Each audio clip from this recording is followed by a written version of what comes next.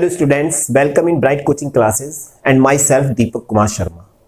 Today I will discuss chapter number 3 Current Electricity 3 marks questions. आज discuss करेंगे हम 3 marks के क्वेश्चंस का। तो इसमें हमारा जो फर्स्ट क्वेश्चन है उसमें question number 1 first part drive an expression for drift velocity of free electrons and second part how does drift velocity of electrons in A metallic conductor very with increase in temperature explain.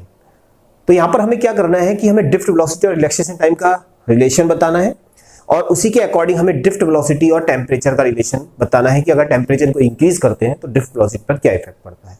तो चलिए start करते हैं। तो ये question already मैंने 5 marks के questions में एक बार एक्सप्लेन कर चुका हूं, फिर भी मैं एक बार फिर से इसको एक्सप्लेन कर दे रहा हूं, तो आप इसको ध्यान से समझ लें। तो आपको मैंने बताया था कि जब भी हम किसी कंडक्टर के अंदर करंट फ्लो करते हैं तो क्या होता है उसके अंदर, जब करंट फ्लो होता है तो एक इलेक्ट्रिक फील्ड उसके अंदर प्रोड्यूस हो जाती है और इलेक्ट्रिक फील्ड से एक इलेक्ट्रिक फोर्स उसके अंदर प्रोड्यूस हो जाता है। ठीक है, तो एक कंडक्टर है और उसके अंदर इलेक्ट्रिक फील्ड और इलेक्ट्रिक फोर्स हमारा प्रोड्यूस हो रहा है। हमें निकालना है रिलैक्सेशन टाइम। तो मैंने आपको बताया था कि रिलैक्सेशन टाइम क्या होता है, द सक्सेसिव या the time taken between 2 successive collisions. तो इलेक्ट्रॉन्स क्या होते हैं, रैंडम मोशन में वर्क करते हैं, किसी भी कंडक्टर के अंदर रैंडम मोशन में चलते हैं। तो क्या होता है कि वो एक दूसरे से कोलाइड करते हैं। तो जब वो एक दूसरे को कोलाइड करते हैं तो उस समय उनकी एक ड्रिफ्ट वेलोसिटी होती है और साथ में रिलैक्सेशन टाइम भी होता है और एक्सीलरेशन भी वर्क करता है उन पर। यानी कि सारा कुछ जो होता है वो एक तरीके से मोशन का ही कॉन्सेप्ट है, पूरा मोशन की तरीके से ही इलेक्ट्रॉन्स वर्क करते हैं। ठीक है, तो हम यहाँ पर स्टार्ट करते हैं। डायग्राम आप बना सकते हैं क्योंकि डायग्राम आपको 5 मार्क्स के क्वेश्चन में मैंने ऑलरेडी बना रखा था।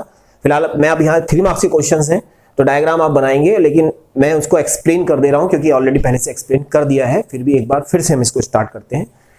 तो हम क्या करते हैं, जब हम कंडक्टर को किसी पोटेंशियल से अटैच करते हैं, when the conductor connect with a battery then an electric field produced in it.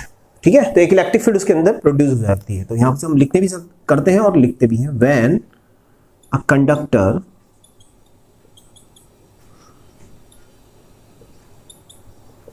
Connect with battery.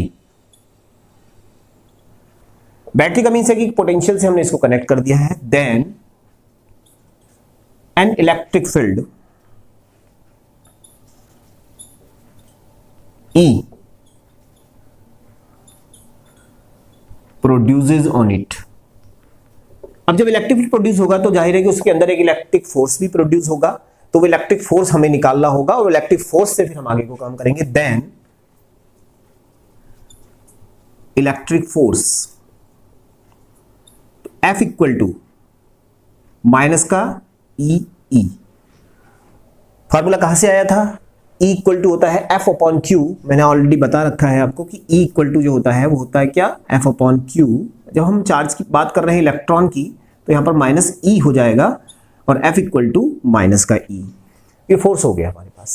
अब मैंने बताया कि जब इलेक्ट्रॉन किसी कंडक्टर के अंदर मूवमेंट करता है तो उसमें एक एक्सेलरेशन वर्क करेगा, एक वेलोसिटी वर्क करेगी, रिलैक्सेशन टाइम वर्क करेगा। तो हमें क्या करना है कि इसको एक्सेलरेशन वर्क करेगा तो एक्सेलरेशन निकालना है, तो putting F equal to ma। हम ma यहां पर रखेंगे। देन वी गेट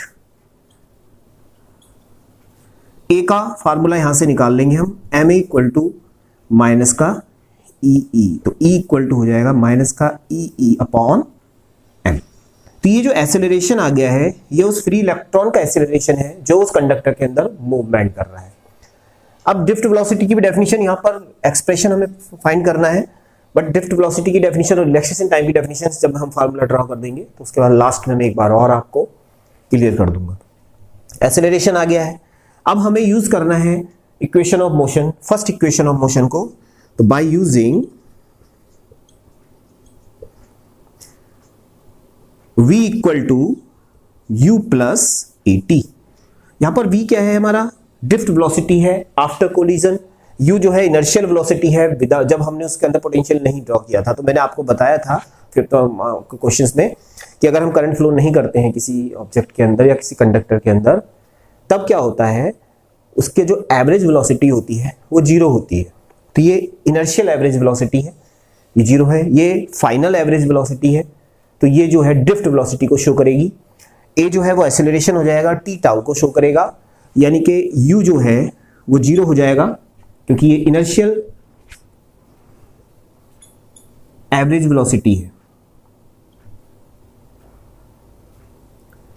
वी जो है वो वीडी को शो करेगा, ये फाइनल एवरेज वेलोसिटी है, यही ड्रिफ्ट वेलोसिटी है। तो ड्रिफ्ट वेलोसिटी की डेफिनेशन हम क्या देते हैं? The drift velocity is defined as the average velocity of the electrons in a conductor when connected with a potential. जब वो किसी पोटेंशियल से कनेक्ट हो गया है तब, तो कनेक्ट जरूर होना है, जब कनेक्ट होगा तब ड्रिफ्ट वेलोसिटी वर्क करेगी, और कनेक्ट नहीं होगा तो इनर्शियल ड्रिफ्ट वेलोसिटी होगी जिसको हम 0 कहेंगे। डेफिनेशन लगभग एक जैसी है, लेकिन वहां पर 0 है, वहां पर वैल्यू है उसकी। तो इस तरीके से हमने यहां दिखाना है। तो v equal to V D, और a की वैल्यू यहां से आ जाएगी, और t इक्वल टू टाउ हो जाएगा। टाउ कहते हैं हम रिलैक्सेशन टाइम को, और रिलैक्सेशन टाइम मींस अभी मैंने बताया था आपको the time taken between two successive collision of an electron. तो यहां पर ये चीजें आ गई हैं, तो इनको रख देंगे हम यहां पर। v की जगह हम vd रख देंगे, u की जगह 0 रख देंगे, a की जगह पर हम ये फार्मूला रखेंगे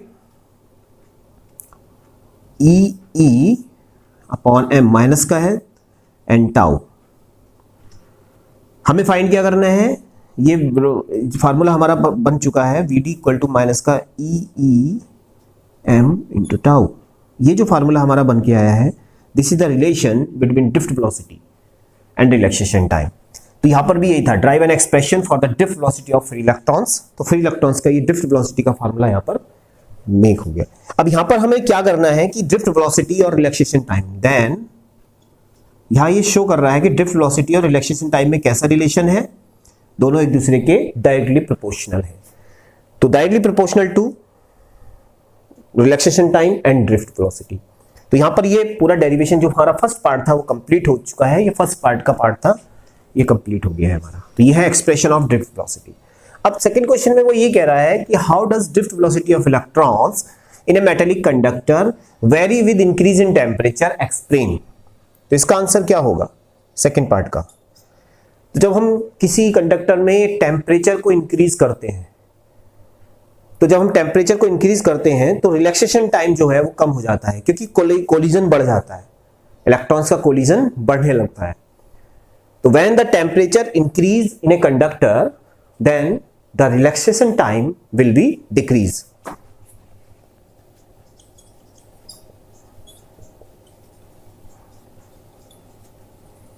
When the temperature of the conductor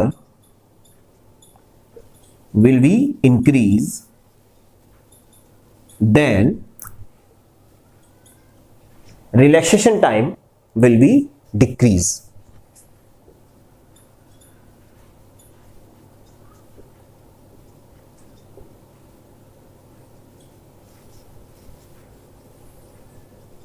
Will be decreases.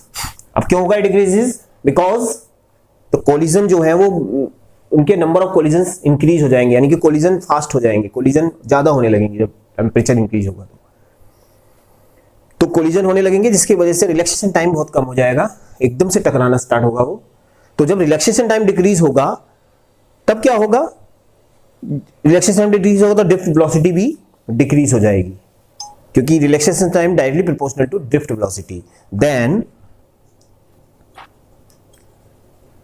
Drift velocity will also decreases.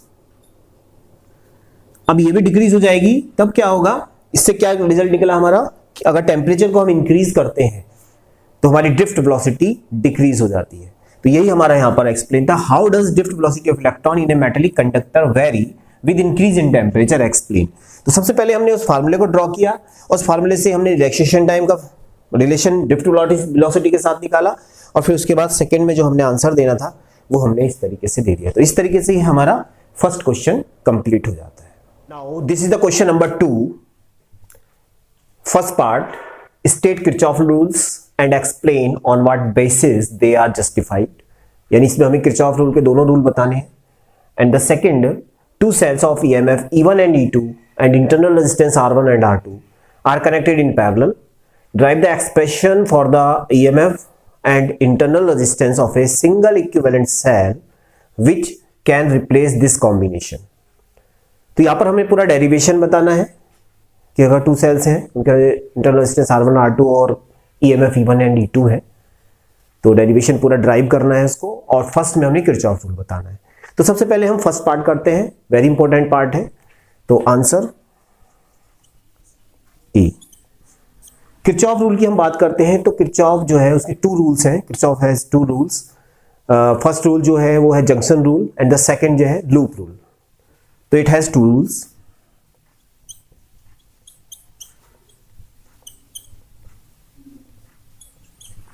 Number first junction rule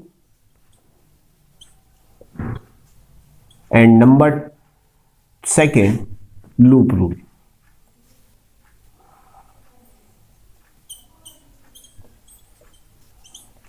सबसे पहले हम बात करते हैं जंक्शन रूल की।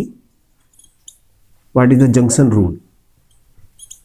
तो देखिए जंक्शन रूल में आप सिग्मा आई इक्वल टू 0 याद करने का शॉर्ट तरीका, sigma I equal to 0 it mean the total sum of all currents is equal to 0। अब total sum of all currents कहां पर होगा, उसके लिए मैं एक डायग्राम यहां पर शो कर रहा हूं। मतलब दिस इज द पॉइंट, इसे बोलेंगे हम junction point J। Junction point it means where all the currents meet at this place।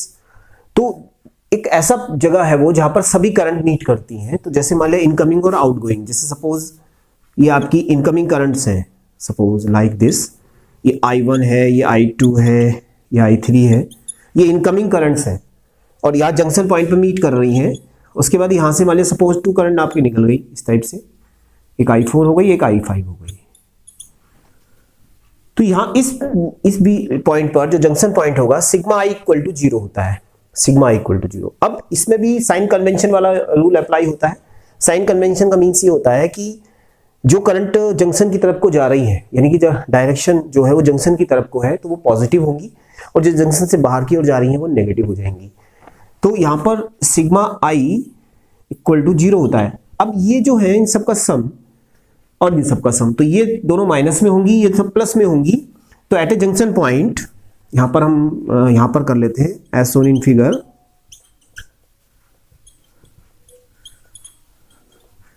Eight a junction point, जो जंक्शन पॉइंट है हमारा, उस पर सिग्मा आई इक्वल टू 0 होगा। सिग्मा आई इक्वल टू का मतलब क्या होगा, I1 plus I2 plus I3 minus का I4 हो जाएगा और माइनस का I5 हो जाएगा, क्योंकि दोनों माइनस में है, क्योंकि उस तरफ जा रही हैं ये, तो दोनों माइनस में है, इसके साथ ऐड होंगी, तो साइन चेंज हो जाएगा प्लस माइनस का। अब इसको अगर हम थोड़ा और सिंप्लीफाई कर लें तो ये इस तरीके से हो सकता है। इसका मतलब ये incoming, the sum of incoming current equal to the sum of outgoing current. तो sum of incoming current equal to sum of outgoing current. ठीक है,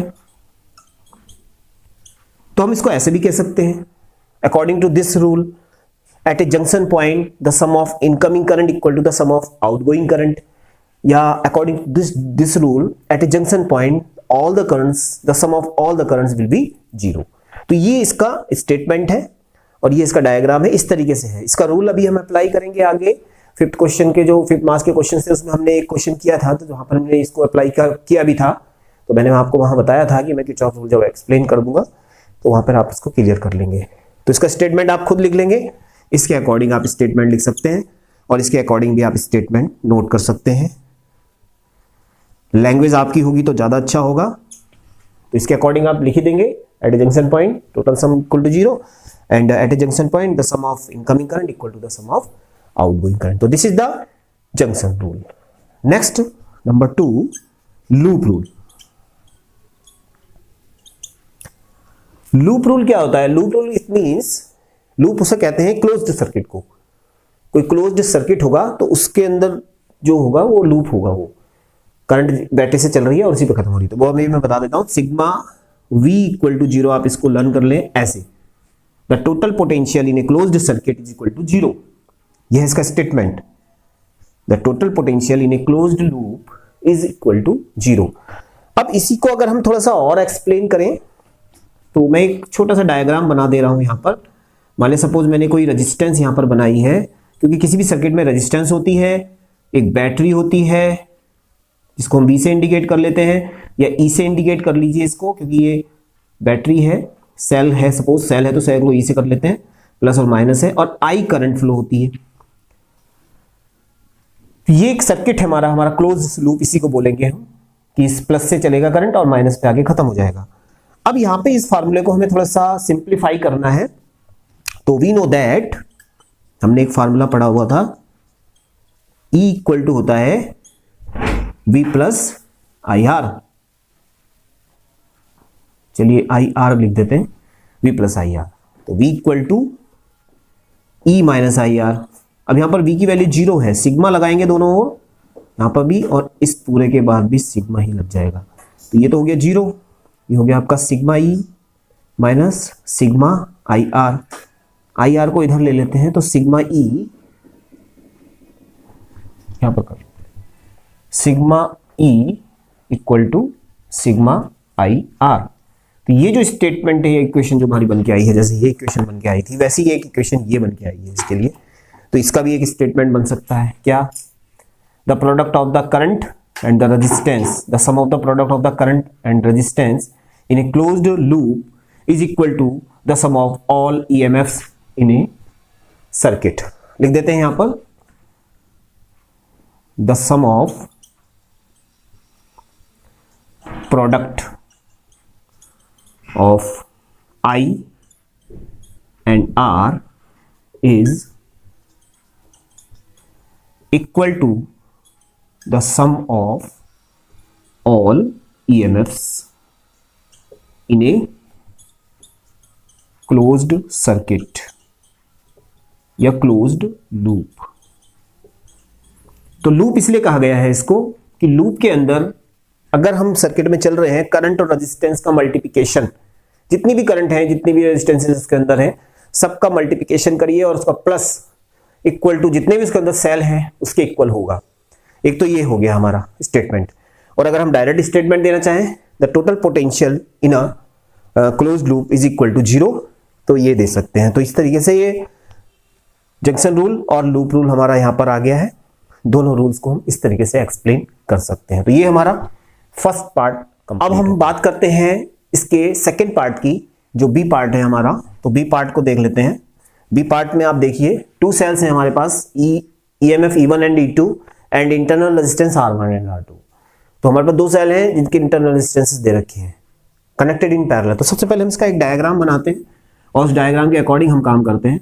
मान लीजिए सपोज ये एक सेल है और ये इसका इंटरनल रेजिस्टेंस है, तो R1 इंटरनल रेजिस्टेंस, सेल है E1। एक ऐसे ही एक सेल और बना देते हैं इसके साथ, जिसका इंटरनल रेजिस्टेंस R2 है, सेल E2 है। ये 2 सेल है हमारे पास, are connected in parallel, parallel combination में कनेक्ट है। इसका मींस इनका एक एंड इधर से और एक एंड इधर से कनेक्ट होगा। ये पैरेलल कॉम्बिनेशन की पहचान होती है। तो ये एक सेल है, इसको मैं इस तरह से डॉटेड कर देता हूं। ये एक सेल हमारा ये हो गया और एक सेल हमारा ये हो गया। अब ये कनेक्ट है पैरेलल कॉम्बिनेशन में, ठीक है। तो ये कनेक्ट हो गया है। तो यहां पर सपोज आई करंट फ्लो हो रही है, जो आई करंट यहां से बाहर निकल रही है, लेकिन ये जब इसके अंदर जा रही है तो I1 और I2 में कन्वर्ट हो जा रही है। यहां से भी ये फिर I1 और इधर से ये I2 में कन्वर्ट हो रही है और उसके बाद फिर ये बाहर से आउटगोइंग। तो यहां पर देख रहे हो आप, जंक्शन रूल भी एक तरीके से अप्लाई हो रहा है कि I जो है वो 2 अलग अलग करंटों में डिवाइड हो जा रहा है। I equal to I1 plus I2, यानी कि इस पॉइंट पर, यानी इसको हम अगर A पॉइंट मानते हैं और इसको B पॉइंट मानते हैं, तो दोनों पे अगर हम जंक्शन रूल अप्लाई करते हैं तो हमारा I जो बनता है वो I1 प्लस I2 बनता है, ठीक है, जंक्शन रूल होता है।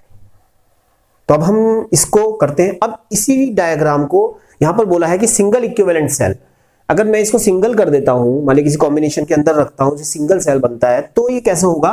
तो सिंगल सेल में हम क्या करते हैं कि जो इनपुट है हमारा वो तो A ही है यहां पर। तो मैं इस पे एक सेल मैंने यहां लगा दिया है इसको मैंने एक सिंगल सेल बना दिया है, सिंगल इक्विवेलेंट लिख दिया है, और जो रेजिस्टेंस है हमारा उसको आर इक्विवेलेंट लिख दिया है, इसको लगा दिया है मैंने, बी पॉइंट कर दिया है, और यहां पर जो है इसको मैंने सिंगल सेल में कन्वर्ट कर दिया है। समझ में आ रही है बात? यानी दोनों सेलों का कॉम्बिनेशन को मैंने सिंगल सेल से शो कर दिया है, जहां पर ई इक्विवेलेंट जो है इन सभी सेलों का इक्विवेलेंट होगा, और आर इक्विवेलेंट जो है वो इस सभी इन सेलों के इंटरनल रेजिस्टेंसेस का इक्विवेलेंट होगा।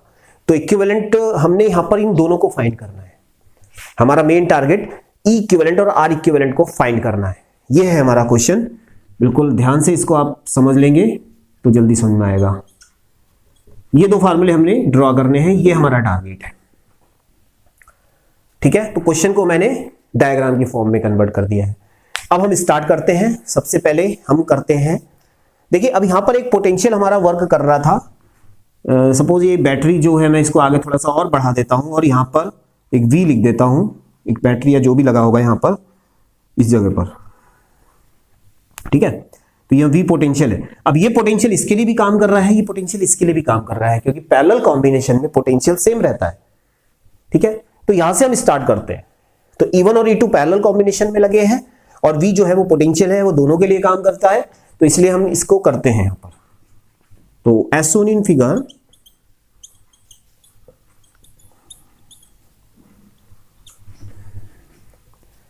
E1 and E2 are parallel, connected with a potential difference V। V से कनेक्ट है ये V जो है दोनों के लिए सेम होगा। In parallel combination, in parallel combination V is same for E1 and E2। ठीक है, ये हो गया। तो ये इसका कंस्ट्रक्शन भी हो गया एक तरीके से, और इसमें कॉन्सेप्ट भी आ गया है। अब जो है हमने एक फार्मूला यूज करना है जिसमें E भी आए, V भी आए, I भी आए, R भी आए, स्मॉल r, तो VEIR। तो ये अभी हमने एक फार्मूला ड्रॉ किया था, आपको याद होगा अभी जब मैंने सेकंड लॉ यूज किया था तो उसमें मैंने यूज किया था उस फार्मूले को। तो we know that E equal to होता है V प्लस IR, क्योंकि this is the relation between electric field and electric potential और इंटरनल रेजिस्टेंसेस। तो ये सबका एक रिलेशन है। तो ये सारी चीजें इसके पास यहां पर भी हैं। तो पहले सेल E1 के लिए करेंगे, फिर सेल E2 के लिए करेंगे। ठीक है, और ये जो इक्वेशन हमने बनाई है, ये इक्वेशन हमारी मेन इक्वेशन है। इस इक्वेशन को फिर हम इसमें यूज करेंगे। तो हमें यहां से I निकालना होगा, I1 यहां से निकालेंगे, I2 दूसरे से निकालेंगे, और फिर सॉल्व करेंगे। तो हमें I निकालना है, सबसे पहले हमें करंट निकालना है। ठीक है, तो हम करते हैं इसको। तो फॉर सेल E1, जब हम E1 का यूज करेंगे तो क्या हो जाएगा, यहां पर E1, V की जगह V रहेगा क्योंकि ये तो चेंज ही नहीं हो रहा है, I की जगह I1 हो जाएगा, R की जगह R1 हो जाएगा। ठीक है, I के लिए इसको सॉल्व कर लो आप। कैसे होगा, ये V इधर ले लो, तो E1 माइनस का V upon R1 equal to I1, ये I1 की वैल्यू आ गई। And similar for sale E2, for sale E2, जब E2 के लिए काम करेंगे तो वही काम दोबारा से हो जाएगा, E2 V plus I2 R2, V change नहीं होगा। तो यहां पर जब हम इसको सॉल्व करेंगे तो I2 इक्वल टू कितना हो जाएगा, E2 माइनस का V अपॉन R2। जब जैसे हमने किया इसको, तो ये I1 और I2 की वैल्यू हमारे पास आ गई है। ये वैल्यू अभी हमें यूज करनी है।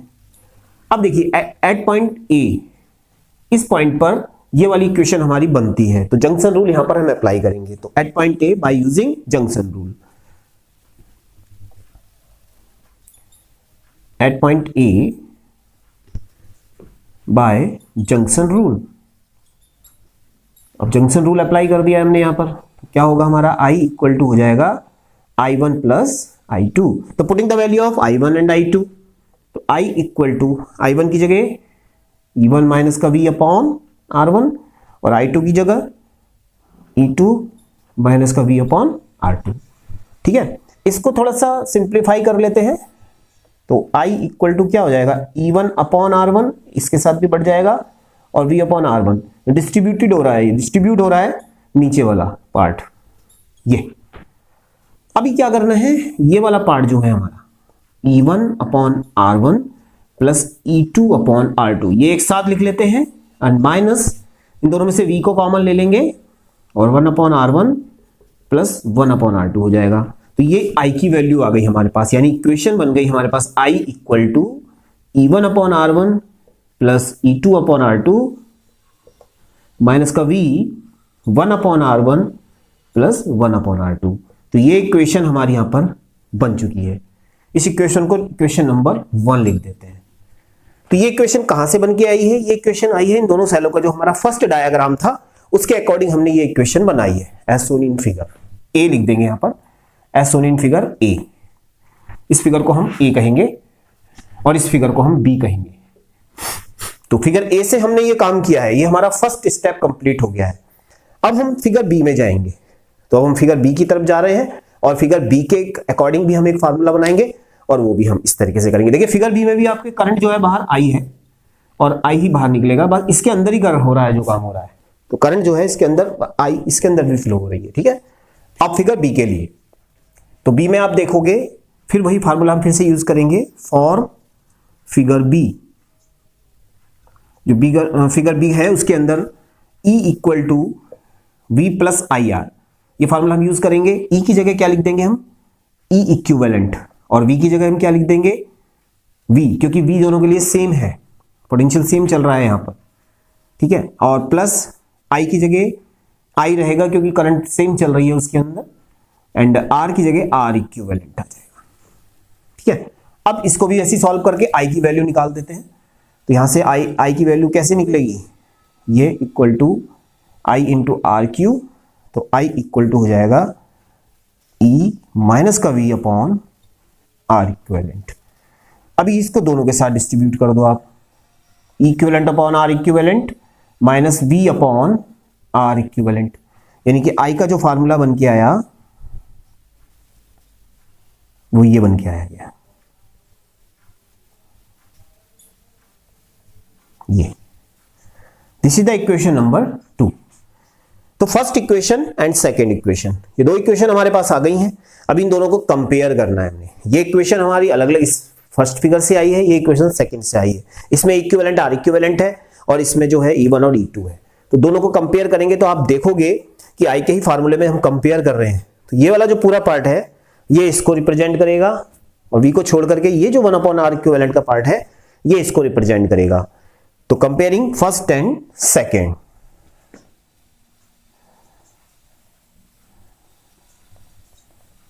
दोनों को कंपेयर कर लेते हैं। तो कंपेयर कीजिए, तो E equivalent R equivalent equal to E1 upon R1 plus E2 upon R2, और उधर उसको भी कंपेयर कर लेते हैं। 1 upon R equivalent equal to 1 upon R1 plus 1 upon R2। तो ये जो दो फार्मूले हमारे पास बन के आए हैं ये हमारे मेन फार्मूले बन करके आ गए हैं यहां पर। तो यही फार्मूले हमें ड्रॉ करने थे, यही हमें बताने थे यहां पर। तो यहां पर ये E इक्विवेलेंट के साथ रिलेटेड है और ये R इक्विवेलेंट के साथ रिलेटेड है। तो यहां पर आप देख रहे हैं कि अगर सेल पैरेलल कॉम्बिनेशन में लगे हों तो उनका इंटरनल रेजिस्टेंस, ये R इक्विवेलेंट जो है ये पैरेलल रेजिस्टेंस का जो मेथड है, जो पैरेलल रेजिस्टेंस का डेरिवेशन है उसको फॉलो करता है। यानी उनके इंटरनल रेजिस्टेंसेस भी पैरेलल कॉम्बिनेशन में हो जाएंगे अगर सेल पैरेलल कॉम्बिनेशन में लगे हैं तो उसी के अकॉर्डिंग ये काम हो जाएगा। तो यहां हम देख रहे हैं कि रेजिस्टेंसेस जो है वो पैरेलल कॉम्बिनेशन की इक्वेशन को शो कर रहे हैं, ठीक है। तो इसका मीन्स ये हुआ कि अगर सेलों को हमने पैरेलल में लगा दिया तो उनके इंटरनल रेजिस्टेंस भी पैरेलल कॉम्बिनेशन की इक्वेशन को शो करेंगे, एक जनरल बात है। अब यहां से हमें इक्विवेलेंट का फार्मूला ड्रॉ करना है, तो इस इक्वेशन की हेल्प से हमें इक्विवेलेंट निकालना है। तो आर इक्विवेलेंट तो हमारा यहां से फाइंड हो गया है और हम इसको थोड़ा सा और सिंप्लीफाई करके आसान बना सकते हैं। तो देखिए यहां पर E इक्विवेलेंट और 1 अपॉन आर इक्विवेलेंट है तो उसकी जगह पर हम वैल्यू रख देंगे इसकी, ये देखो 1 अपॉन आर इक्विवेलेंट है तो 1 upon R1 plus 1 upon R2 रख देंगे यहां पर, इक्वल टू ये ऐसी रहेगा E1 upon R1 plus E2 upon R2। Solve कर लेते हैं इसको, R1 R2 को यहां ले लेंगे, R2 प्लस R1, और यहां पर ये ऐसे ही रहेगा। ये इसको भी थोड़ा सॉल्व कर लेते हैं। इसमें से R1 R2 को आप एलसीएम ले लीजिए तो E1 R2 plus E2 R1 हो जाएगा। ठीक है, ये आ गया। अब आप देखो ध्यान से, इससे ये पूरा कैंसिल और ये अपॉन में चला जाएगा, तो E इक्विवेलेंट इक्वल टू हो जाएगा E1 R2 plus E2 R1 upon R1 plus R2। तो ये जो फार्मूला बन के आया है, इक्वेशन नंबर 3 कहेंगे इसको, ये है हमारा E इक्विवेलेंट का, जो हमने ऑलरेडी पहले बताया था कि ये आपको फाइंड करना है। तो E इक्विवेलेंट हमारा फाइंड हो गया है यहाँ पर। अब इसी तरीके से R इक्विवेलेंट निकालना है, तो R इक्विवेलेंट निकालने के लिए 1 upon R equivalent equal to होता है 1 upon R1 plus 1 upon R2। जब R1 और R2 को हम एलसीएम लेंगे तो ऊपर भी R1 प्लस R2 हो जाएगा। तो R इक्विवेलेंट इक्वल टू कितना होगा, R इक्विवेलेंट इक्वल टू हो जाएगा, इसको पलट देंगे, R1 R2 R1 plus R2।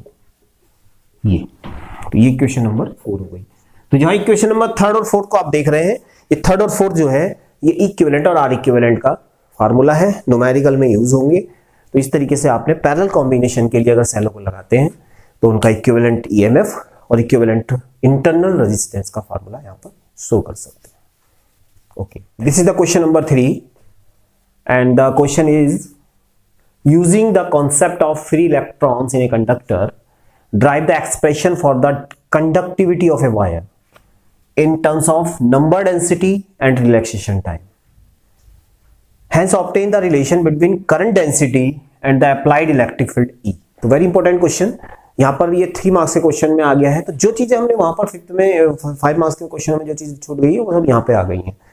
तो यहां पर हमें क्या करना है कि concept of free electrons in a conductor, यानी कि वही ड्रिफ्ट वेलोसिटी का कॉन्सेप्ट हमें यहां पे यूज करना है, और drive the expression for the conductivity of a wire. Conductivity हमें फाइंड करना है। तो कंडक्टिविटी इट मींस क्या हो गया, conductivity it means the current density, यानी J, यानी कि हमें J के फॉर्म में इसको बनाना है, यानी कि हमें J का फार्मूला पहले ड्राइव करना है। पहले हमें J का फार्मूला ड्राइव करना है और उसके बाद फिर हम उसको इलेक्ट्रिक फील्ड के फॉर्म में करेंगे। तो इस तरीके से हमें करना है। तो हमें J बनाना है। तो J के लिए आपको याद होगा कि एक फार्मूला हमने बताना था, J का फार्मूला जिसको हमें ड्राइव करना है पहले ही लिख लेते हैं हम। J इक्वल टू होता है I अपॉन A। ठीक है, अब यहां से I हमें निकालना है, रिलैक्सेशन टाइम की फॉर्म में हमें ये बनाना होगा और फिर उसकी तरीके से हम काम करेंगे। तो J का फार्मूला हमें रहना ही रहना है। तो J को पहले हम रिलैक्सेशन टाइम की फॉर्म में कन्वर्ट करेंगे। तो सबसे पहले हमें I का फार्मूला पता भी होना चाहिए कि I का फार्मूला क्या है, और अभी हमने एक ड्रिफ्ट वेलोसिटी का फार्मूला रिलैक्सेशन टाइम में करा है। तो पहले I को ड्रिफ्ट वेलोसिटी में कन्वर्ट करेंगे और फिर ड्रिफ्ट वेलोसिटी को रिलैक्सेशन टाइम में कन्वर्ट करेंगे। ठीक है, तो यहां पर लिख देंगे we know that I equal to NEA VD। ये फार्मूला भी हमारा ड्राइव कर रखा है हम लोगों ने। और एक VD इक्वल टू होता है जो अभी हमने प्रूफ किया था, माइनस का EE टाउ अपॉन M। ठीक है, तो ये दोनों फार्मूले हमारे पास, हमको अभी प्रूफ किया, ये हमने अभी प्रूफ किया, ये भी ऑलरेडी प्रूफ कर रखा है। तो ये दो, पहले हमें I के फार्मूले में इसको VD को रखना है और उसके बाद उसको I को जो आएगा वहां यहां पर रखना है, यानी कि I को VD और VD को एक्सिस। तो putting the value of VD in this equation, so we get I equal to NEA VD, और VD की जगह हम क्या रखेंगे, ये वैल्यू रख देंगे। तो EE टाउ अपॉन M, ये हो गया हमारा। ठीक है, ये फार्मूला हमारा जो बन के आया है, माइनस को बाहर रखते हैं, NA की बार लिखा हुआ है, E की पावर E स्क्वायर हो जाएगा, E tau A upon M। ये I की वैल्यू आ गई। इस I की वैल्यू को J में रख देंगे तो J निकल जाएगा। So we get J equal to I upon A। तो जो भी फार्मूला हमारा यहां पे बन के आया है, ये इसमें M A और आ जाएगा नीचे, A से A कैंसिल हो जाएगा। तो फार्मूला बन गया हमारा पास NE का square E M N tau. ये अब E को हम बाहर कर दीजिए, E को थोड़ा सा हटा दीजिए यहां से, NE का स्क्वायर टाउ अपॉन M ये कर लीजिए और E को कर दीजिए बाहर। तो ये वाला जो पार्ट है हमारा, ये पार्ट किसको शो करता है, ये जरा आप सोचना पड़ेगा आपको। ये भी मैंने करा रखा है, 5 मार्क्स के क्वेश्चंस में किया था हमने डेरिवेशन।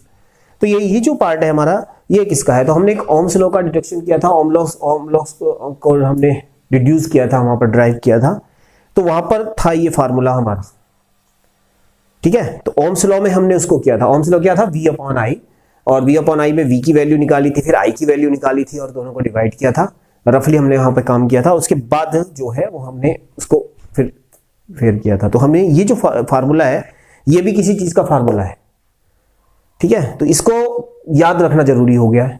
तो ये किस चीज का फार्मूला है ये हमें बताना है, ठीक है। तो अभी मैं आपको याद दिला देता हूं, बाय यूजिंग ओम्स लॉ,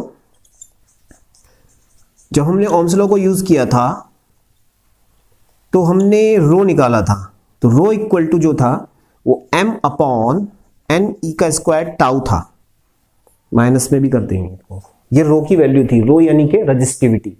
तो ये रजिस्टिविटी की वैल्यू हमें गिवन थी और हमें यहां पर कंडक्टिविटी का फार्मूला लगाना है, कंडक्टिविटी की फॉर्म में इसको कन्वर्ट करना है। तो रजिस्टिविटी का फार्मूला, अब कंडक्टिविटी और रजिस्टिविटी में क्या फर्क होता है, कंडक्टिविटी को अगर हम स्मॉल सिग्मा से कन्वर्ट करता हो तो 1 अपॉन रो हो जाता है, यानी कि इसको पलट देंगे हम, तो एन ई का स्क्वायर टाउ अपॉन एम, ये कंडक्टिविटी का फार्मूला है। तो ये जो फार्मूला बना हुआ है यहां पर, ये कंडक्टिविटी को शो करता है। तो यहां पर हो जाएगा J इक्वल टू, ये कंडक्टिविटी है यानी कि स्मॉल सिग्मा E।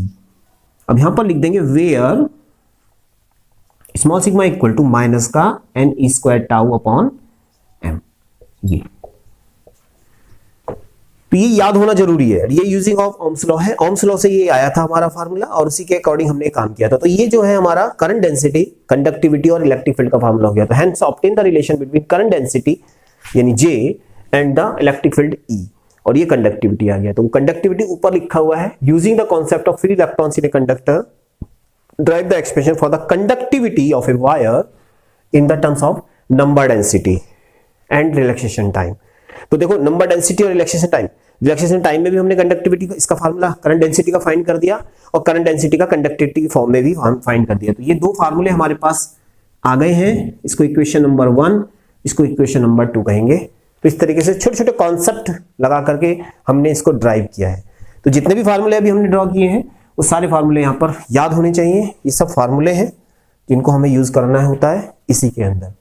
तो इस तरीके से ये क्वेश्चन नंबर 3 है और काफी अच्छा क्वेश्चन लगा मुझे ये, इसके अंदर फार्मूलों का, सभी फार्मूलों का यूज किया गया है। तो इस तरीके से इसको एक बार अच्छे से समझ कर लेंगे, बढ़िया से इसको करिएगा, तब जाकर के समझ आएगा। और ये फार्मूले जरूर लर्न कर लीजिएगा। Thank you. This is the question number 4। Two metallic wires P1 and P2 of the same material and same length but different cross-sectional areas A1 and A2 are joined together and connect to a source of EMF. To find the ratio of the drift velocities of free electrons in the two wires when they are connected in series and in parallel. तो इसको हम start करते हैं, drift velocity की form में है, क्योंकि अब तक हमने जो वायर कनेक्ट किए हैं उसमें रेजिस्टेंसेस या करंट निकालना होता है, लेकिन हमें ड्रिफ्ट वेलोसिटी का रेशियो बताना है। दो अलग अलग कंडक्टर्स हैं, पहली बार वो सीरीज में लगे हुए फिर पैरेलल में लगे हैं। तो सबसे पहले हमें क्या करना होगा कि हमें ड्रिफ्ट वेलोसिटी का फार्मूला निकालना होगा कि वो ड्रिफ्ट वेलोसिटी का फार्मूला क्या बनेगा हमारा। तो सबसे पहले वी नो दैट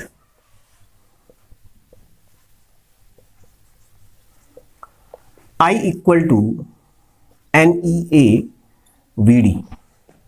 तो यहां से जो ड्रिफ्ट वेलोसिटी हमारी निकल करके आएगी वो क्या बन के आएगी, I अपॉन NEA, ये है। अब इसमें जब हम उनको, जो पहला पार्ट है हमारा फर्स्ट पार्ट, जैसे हमने दो कंडक्टर हैं उनको सीरीज में लगाया फिर पैरेलल में लगाया, तो उनका रेजिस्टेंस भी होगा, क्योंकि I करंट है तो I करंट के अकॉर्डिंग ही काम होगा हमारा उसमें, तो रेजिस्टेंस भी निकलेगा उसका। तो उस तरीके से हम यहाँ पर काम करेंगे।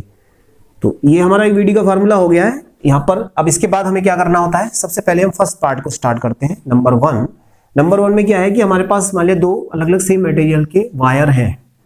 मान लिया सपोज जो पहला वायर है उसको हमने P1 से इंडिकेट कर दो, सपोज ये P1 मान लो आप इसको, और जो दूसरा वायर है उसको आप P2 ले लो, लाइक दिस।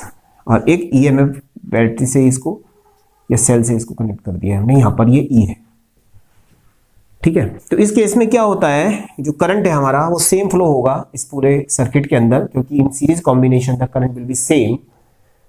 अब ये जो P1 P2 जो दो वायर हैं हमारे यहाँ पर और सेम मटेरियल के हैं, सेम लेंथ के हैं, but different cross sectional area है, यानी इसका एरिया A1 है, इसका एरिया A2 है, डिफरेंट क्रॉस सेक्शनल एरिया है, are joint together with the connected in the source of EMF। तो find the ratio of the drift velocity.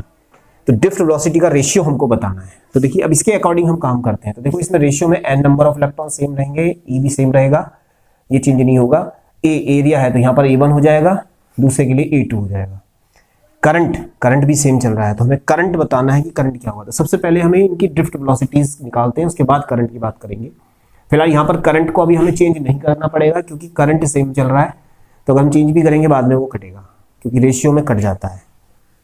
तो सबसे पहले लिखेंगे फॉर P1, जो P1 वायर था हमारा, उसके लिए हम ड्रिफ्ट वेलोसिटी को VD1 मान लेते हैं इक्वल टू I की जगह I रहेगा क्योंकि सेम करंट फ्लो हो रहा है, NEA1। एंड फॉर P2 जो सेकेंड वायर था, ये हो जाएगा I अपॉन NEA2। तो यहाँ पर VD1 और VD2 हमारा दोनों आ गया है, दोनों को हमें डिवाइड करना है और डिवाइड करके हमें आंसर निकालना है। So we get VD1 VD2 I upon NEA1 और NEA2 अपॉन I हो जाएगा, क्योंकि डिवाइड में है, मल्टीप्लाई में करने पर पलट जाता है। तो I से I कैंसिल हो जाएगा, NE से NE कैंसिल हो जाएगा, रेशियो आ गया A2 अपॉन A1। तो ये हमारे फर्स्ट का आंसर आ गया है VD1 VD2 A2 upon A1। ठीक है, ये आ गया हमारा फर्स्ट आंसर, यानी the ratio of the drift velocity is equal to the ratio of its areas, या drift velocity is reciprocal to the area. देखो VD1 A के रेसिप्रोकल है, ये इसके एरिया, इन दोनों के एरिया का अगर जो भी रेशियो होगा A2 अपॉन A1 का जो भी रेशियो होगा वो उनकी ड्रिफ्ट वेलोसिटी का रेशियो हो जाएगा। तो ये तो हमारा फर्स्ट पार्ट आ गया। अब पैरेलल कॉम्बिनेशन की बात करते हैं। ये तो हो गया series combination. Number 2 parallel combination. तो पैरेलल कॉम्बिनेशन के अंदर मान लिया आपने ये P1 हो गया और ये आपका P2 है, इसको P1 ले लीजिए, इसको P2 ले लीजिए, और इस तरीके से ये E के साथ कनेक्ट है, यहाँ पर E रख दिया है, इसके साथ ये कनेक्ट हो गया है।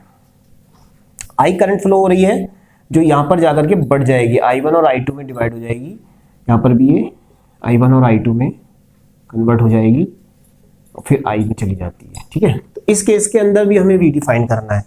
तो इस केस में VD कैसे फाइंड होगा वो अब हमें यहाँ पर देखना होगा, क्योंकि यहाँ पर करंट डिफरेंट हो रही हैं, I1 और I2 करंट अलग अलग हो रही हैं, पोटेंशियल सेम हो रहा है, तो पोटेंशियल को सही रखेंगे, लेकिन I को कैसे करेंगे हम? तो I1 और I2 के लिए हमें यहाँ पर काम करना पड़ेगा, तब जाकर के हमें निकालना है। हमारा आंसर A1 A2 के फॉर्म में आना है, क्योंकि वही हम चेंज नहीं कर सकते हैं। चलिए करते हैं। तो सबसे पहले हमें क्या करना होगा, VD1, देखिए VD1 इक्वल टू क्या हो जाएगा, यहाँ पर I1 अपॉन NEA1 हो जाएगा ये।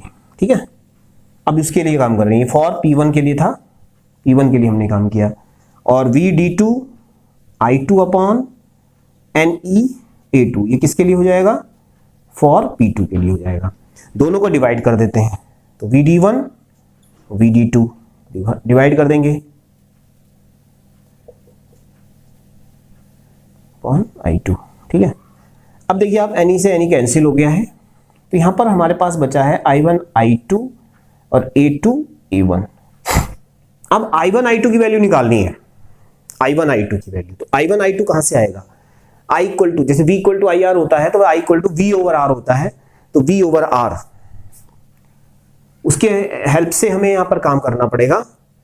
तो यहां से फार्मूला ड्रॉ करेंगे हम I1 और I2 का, तो by using Ohm's law,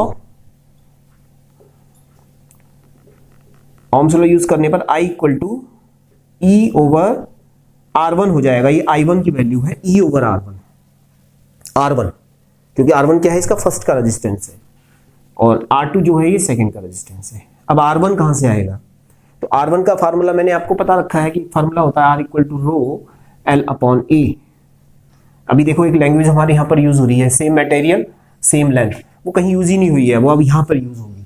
resistance में हम उसको यूज करेंगे। सेम मटेरियल का मतलब है रो सेम रहेगा, सेम लेंथ का मतलब है L सेम रहेगा, एरिया चेंज होता रहेगा। ठीक है, तो यही काम हमें यहाँ पर करना है। तो इसके लिए हम जो R1 निकालेंगे वो क्या रखेंगे, R1 इक्वल टू हो जाएगा रो एल अपॉन A1, ठीक है, क्योंकि सेम मटेरियल है, सेम लेंथ है, यहां समझने की बात है। ऐसे ही अगर हम I2 करते हैं तो E अपॉन R2 हो जाएगा, और R2 जो है वो इसमें पुट करेंगे हम रो L अपॉन A2। ये दोनों वैल्यूज जो है हमारी, जो R1 और R2 की आई हैं, ये वैल्यू इसमें पुट करनी है हमको। So we get I1 equal to कितना हो जाएगा, E अपॉन R1 की जगह रखेंगे रो L इंटू A1, और I2 की जगह हम क्या रखेंगे, E इंटू A2 रो L। ये I1 और I2 की वैल्यूज आ गई हैं, R को हमने यहां से रिप्लेस कर दिया, ठीक है। अब ये I1 I2 की वैल्यूज, ये सब वैल्यू यहां पर रखेंगे, एंड सो वी गेट। तो यहां से अब हम इसको सॉल्व करते हुए लाएंगे यहां पर, और इसके बाद हम इसको आगे करते हैं।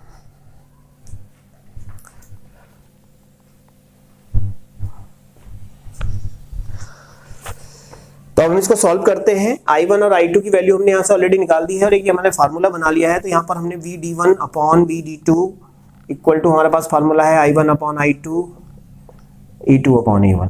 Putting the value of I1 and I2,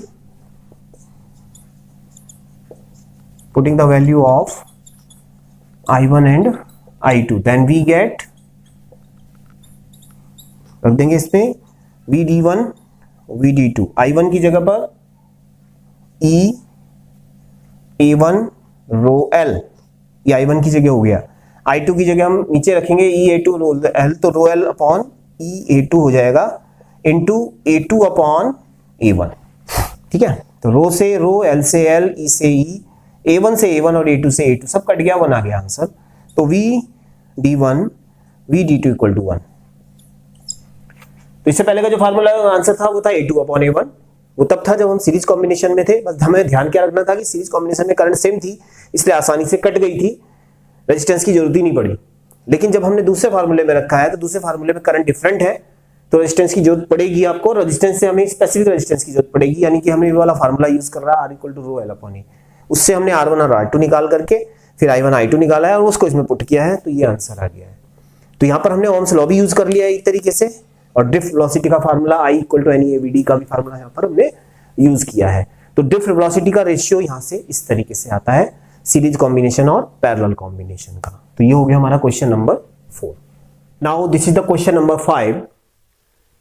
Two heating elements of resistance R1 and R2 when operated at a constant supply of voltage V consume power P1 and P2 respectively. Deduce the expression for the power of their combination when they are in turn connected in series and parallel across the same voltage supply.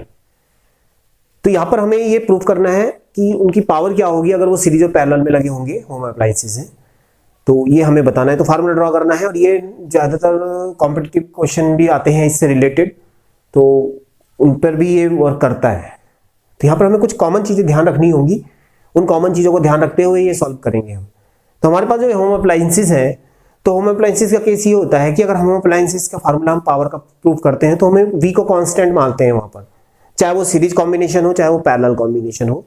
अगर home appliances पे, क्योंकि आपने देखा होगा कि home appliances suppose कोई bulb है, उस बल्ब पे प्रिंट है 220 वोल्ट, अब वो कितने में चल रहा है वो बात की बात है, सबसे पहले जो है वो वोल्टेज सेम है। तो यहाँ पर क्वेश्चन में डायरेक्टली इनडायरेक्टली हमें वोल्टेज सप्लाई जो है वो सेम वोल्टेज सप्लाई दी हुई है। तो वोल्टेज सप्लाई सेम दे रखी है, इसका मतलब हमें वी को कांस्टेंट लेकर के चलना होगा, चाहे वो सीरीज में हो चाहे वो पैरेलल में हो। तो इससे हमें और आसान हो जाता है। बाकी फिर हमें रेजिस्टेंसेस का वर्क करना है। तो मैंने आपको बताया है कि भले ही आपके सिलेबस में से रेजिस्टेंस का पैरेलल और सीरीज कॉम्बिनेशन हट गया है, लेकिन वो जो है कहीं ना कहीं यूज हो रहा है। तो सीरीज और पैरेलल कॉम्बिनेशन का यूज करते हुए हमें यहाँ फार्मूला ड्रॉ करना है। तो पावर के फार्मूले जो है उसमें रेजिस्टेंस आएगा, P equal to V square over R होता है, I स्क्वायर R होता है, तो वहां पर फार्मूला यूज होता है। तो हम रेजिस्टेंस और पावर और V इनको लेकर के चलते हैं, इसी के अकॉर्डिंग हमारा काम चलता है। तो सबसे पहले हम सीरीज कॉम्बिनेशन को लेकर के चलेंगे। जब ये सीरीज कॉम्बिनेशन में है तो रेजिस्टेंसेस R1 और R2 है, वोल्टेज V है, सेम वोल्टेज पर वर्क कर रहा है, पावर P1 एंड P2 है, ठीक है। तो इन सीरीज कॉम्बिनेशन, तो नंबर 1 हम इन सीरीज कॉम्बिनेशन को ही ले लेते हैं।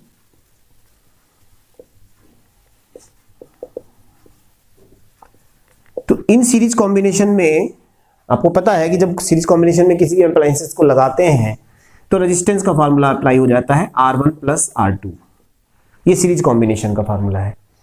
अब आर को वी कांस्टेंट चल रहा है, आर भी हमें मालूम हो गया है, तो पी पावर का फार्मूला हम यहाँ पर यूज करेंगे। पावर का फार्मूला क्या होगा, तो हमने पावर के दो फार्मूले यहाँ पर याद है हमें, पी इक्वल टू होता है वी स्क्वायर ओवर आर और एक होता है आई स्क्वायर आर। तो यहाँ पर ये वाला फार्मूला हम यूज करते हुए चलेंगे, P equal to V square over R, क्योंकि वी हमें ऑलरेडी दे रखा है, आर हमें यहाँ से मिल जाएगा और पी हमारे पास है। तो यहां से अगर हम R1 और R2 निकालें और R निकालें तो क्या होगा, तो वी नो दैट, देखिए यहां से इस फार्मूले को हम रखेंगे पहले और इस फार्मूले से हम निकालेंगे सबसे पहले R। तो R का फार्मूला क्या होगा, वी स्क्वायर अपॉन पी। ऐसे ही अगर हम R1 निकालना चाहेंगे तो क्या होगा, वी स्क्वायर अपॉन P1 और R2 निकालेंगे तो वी स्क्वायर अपॉन P2। ये जो फार्मूले हमारे बन गए हैं, बस इन्हीं फार्मूलों को हमने इसमें रखना है एंड सॉल्व करना है। सो वी गेट, इसको आप इसमें पुट कर दीजिए, आर की जगह रख दो V square upon P, V square upon P1, V square upon P2। तो यहां पर से वी स्क्वायर अपॉन पी तो एक तरफ आ गया और वी स्क्वायर को कॉमन लेकर के 1 upon P1 plus 1 upon P2, ये वी स्क्वायर से वी स्क्वायर कैंसिल हो जाएगा।